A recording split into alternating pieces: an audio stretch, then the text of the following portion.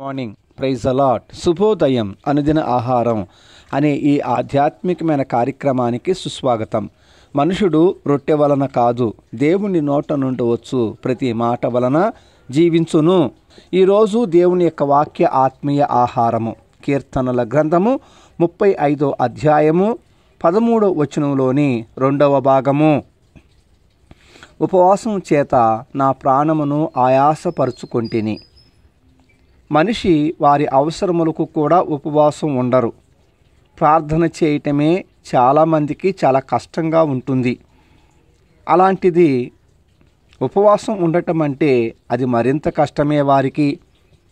ఉపవాసం ఎలా ఉండాలి అనే విషయం ప్రభు చిత్తమైతే మరొక సందర్భం కోసం ఎదురు చూద్దాం.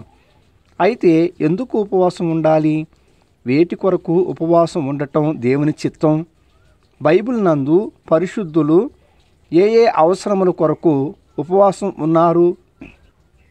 వారి ఉపవాస ప్రార్థనల ద్వారా ఏమి పొందుకున్నారు అనే ప్రాముఖ్యమైన సంగతులు తెలుసుకొనటం చాలా ఉపయోగకరమే. మన ప్రభువైన యేసుక్రీస్తు బాప్తిసం పొందిన తరువాత 40 దినములు రాత్రింపవళ్ళు ఉపవాసం ఉన్నట్లు తెలుసుకున్నాము. ఆయన దేవుని యొక్క రాజ్య సువార్తను ప్రకటించక ముందు మరియు ప్రకటించటానికి వెళ్ళబోయే సమయమునందు మన ప్రియ రక్షకుడు దేవుని యొక్క అధికారము, దేవుని యొక్క ఆత్మబలమును పొందుటకు ఉపవాస ప్రార్థనలో ఉండిన పిమ్మట పరలోకం నుండి నెట్టివేయబడిన అపవాది అనబడిన శోధకుడు సాతాను ప్రభు ఎదుటకు వచ్చినప్పుడు ఆయన వానిని జయించాడు. ఆ అపవాది ప్రభువును విడిచి వెళ్ళగా దేవుని దూతలు వచ్చి మన ప్రభువుకు పరిచర్య చేసినట్లు స్పష్టంగా లేఖనముల ద్వారా మనం నేర్చుకొనుచున్నాము. ఈ రోజులలో చాలామంది ఉపవాసం ఉంటున్నారు. అయితే ఎంతమంది దేవుని యొక్క అధికారముతోనూ ఆత్మ బలముతోనూ నిండి ఉంటున్నారు? ప్రభువైతే అపవాదిని జయించటానికి ఉపవాసం ఉన్నాడు. అందుకే ఉపవాసం ద్వారానే ఇది సాధ్యమని మనలను హెచ్చరించాడు. దావీదు తన చెలికాని కొరకు ఉపవాసం ఉండగా ఆ కృతజ్ఞత లేనటువంటి కృతజ్ఞతాహీనుడు ఆ మేలు మరచి దావీదును కీడు చేయటం మొదలుపెట్టాడు.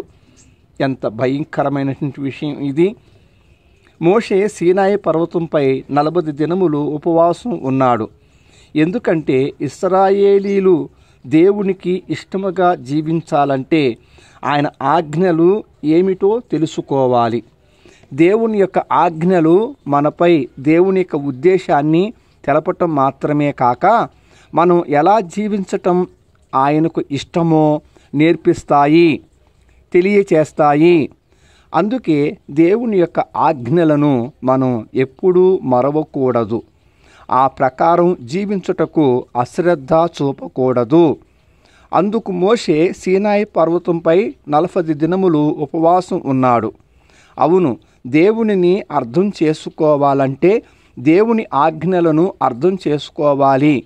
దేవుని ఆజ్ఞలను లేదా మాటలు వినుటకు మాత్రమే, లేదా ప్రకటించుటకు మాత్రమే, లేదా చెప్పటానికి మాత్రమే పరిమితం చేయకూడదు. మన జీవితంలో వాటిని కలిగి ఉండకుండా ఇతరులకు చెప్పటానికే, లేదా చదవటానికే, లేదా ప్రకటించటానికే పరిమితం చేస్తే వాక్యములో వ్రాయబడినట్లు మనము కూడా సమాధులకు కొట్టిన సున్నమును పోలిన వాళ్ళమవుతాము.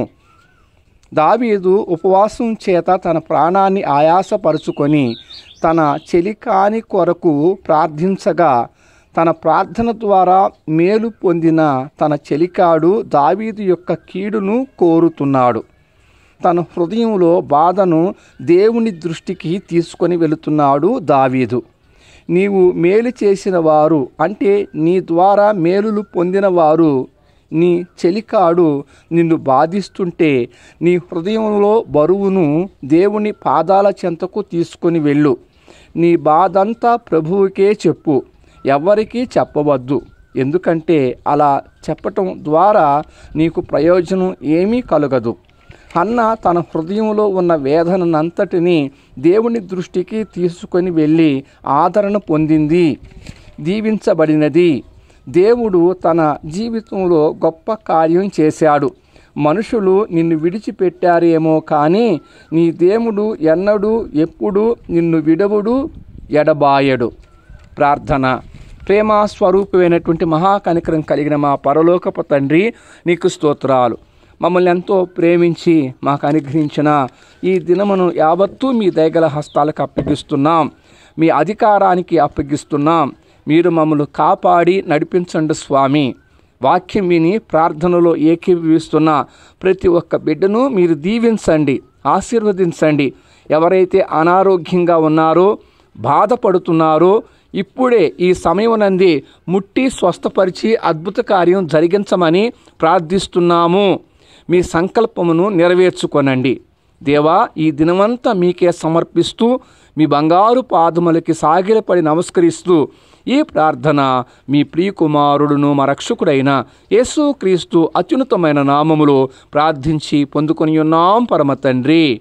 ఆమెన్. తండ్రి, కుమార, పరిశుద్ధాత్మ త్రియేక దేవుని అన్యోన్య సహవాసము సదాకాలం మనకు తోడయ్యుండి నడిపించునుగాక. ఆమెన్. Thank you. ప్రభుపాద సేవలో పాస్టర్ ఉమా జాషువా.